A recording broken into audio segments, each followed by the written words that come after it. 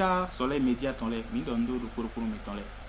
mi wa ko cambio passa na do aí baba mi ton do ko na mi nye ponto no yoro mi do si anu ma o yon germain ni technicien en électricité bâtiment et industriel vocation technicien en énergie renouvelable photovoltaïque vocation no plan méthode auto CFPA pa wa hoso ko e fili no plan alonzo mente ene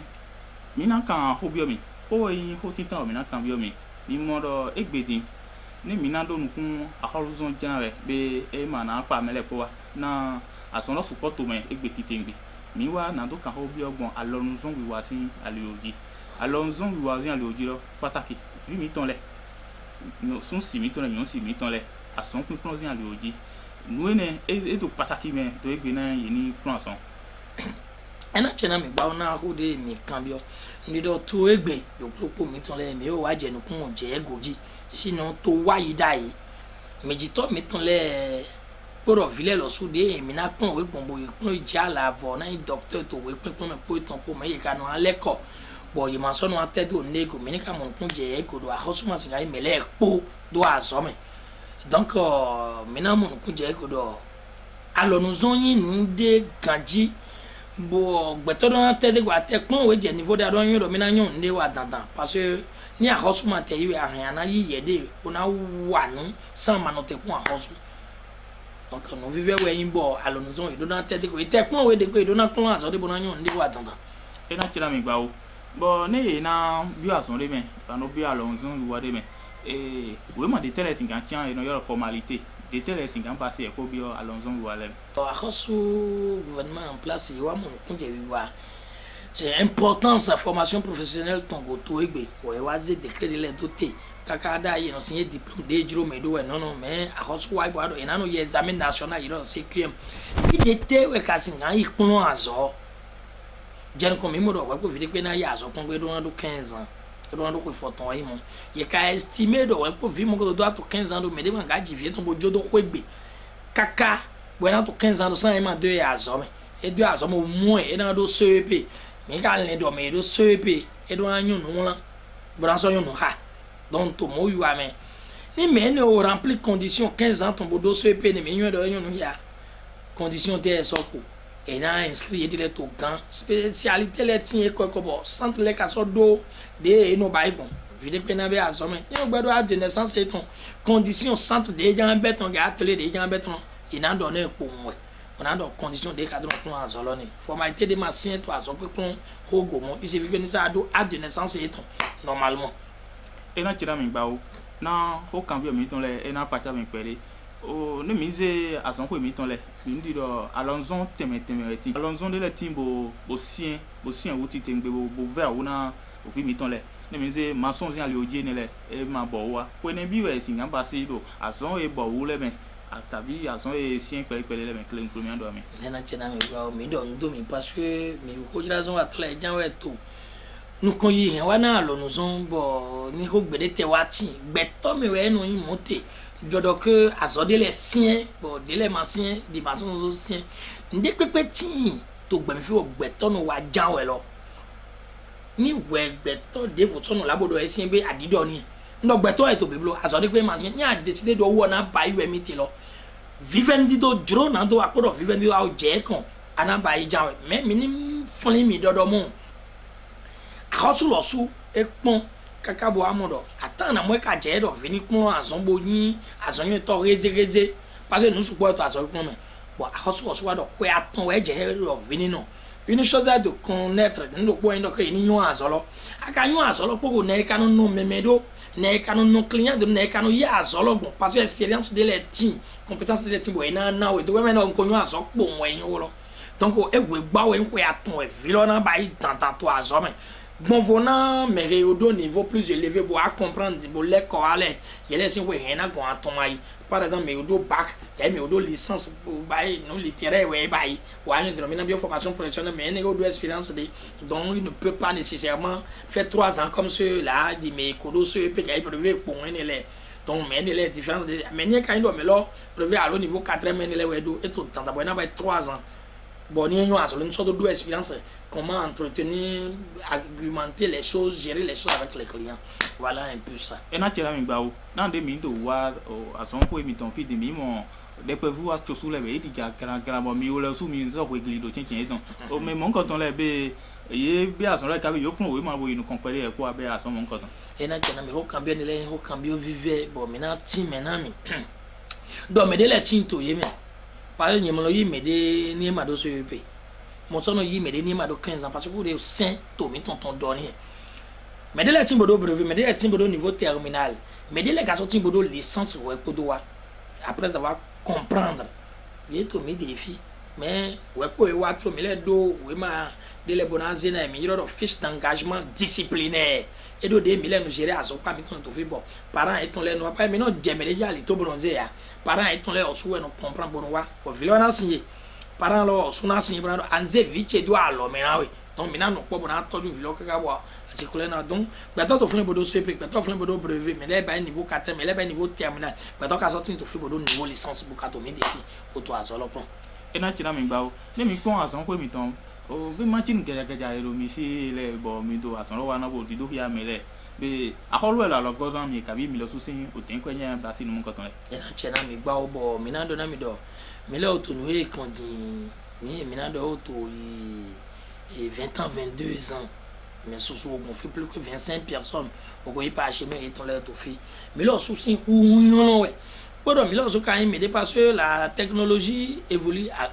grands pas. Ni mais là, c'est le nous yo de wa. Mais là, nous quand bonne formation là. Parce que l'électricité tout fait pour photovoltaïque panneau solaire wa. Mais là, nous quand bonne les mais bon filet formation mon quand on les grâce à un projet appelé PFPM. Et donc il y a au réservoir on a mis mais bon ouais ton filet le projet PFPM là il na web plateau filet électricien de gbé tout web plateau. Ni déjà qu'on nous mo bo certificat de l'état filet mais bien on va aider. Bon maintenant si maintenant mi do des mi là soit ba formation les kakalo. Projet d'introduire un partenariat pour la formation professionnelle en énergie renouvelable au Bénin. C'est un projet des Allemands en partenariat avec la Sénab et le CIMB.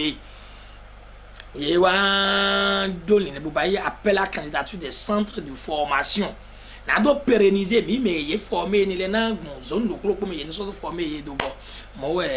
il a lancé appel à la candidature. Et le centre Siano Radio a eu la chance de déposer les dossiers. Et finalement, pour les 6 retenus au premier abord, j'en fais partie. Le centre Siano Radio en fait partie.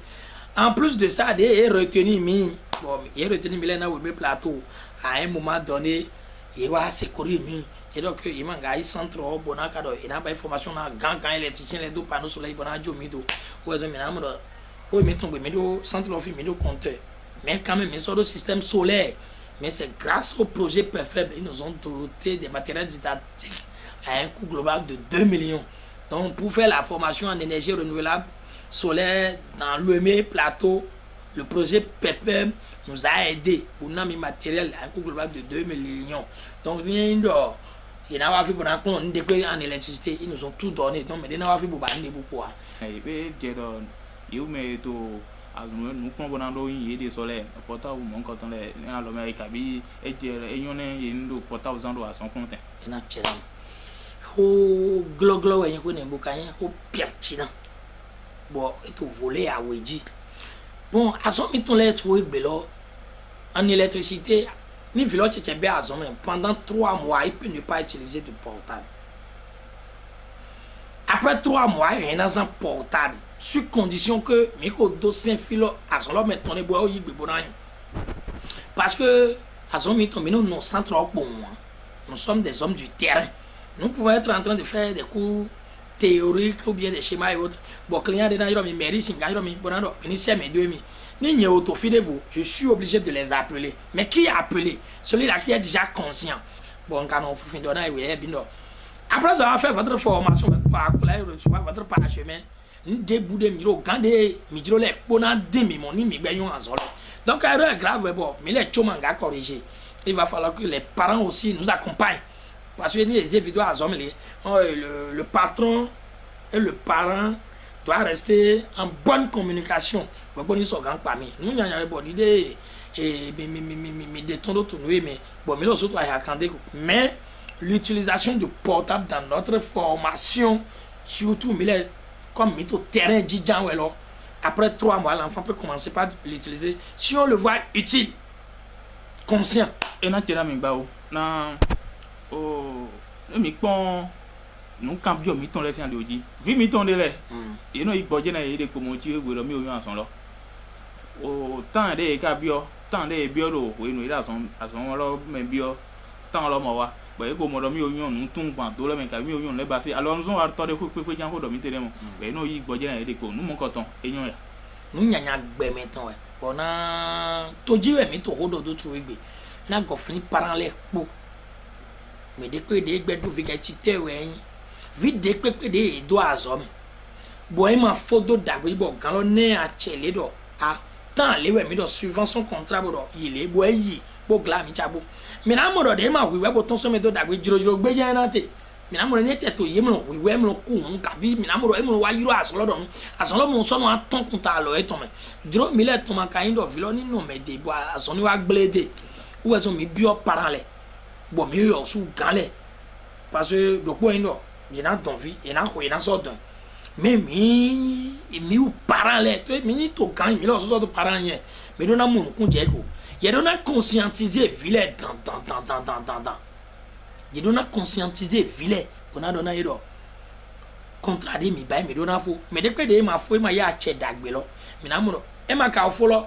ye da mo do ye yun ason. Il y a l'expérience.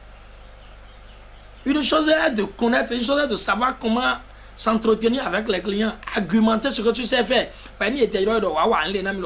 théoriquement, tu ne peux pas décrire ce que tu veux faire. Le client voit déjà que celui-là, il ne sait même pas ce qu'il veut faire. Donc, il met tout le monde, il met sous car ouais, nous à l'aise. Il m'a sonné, il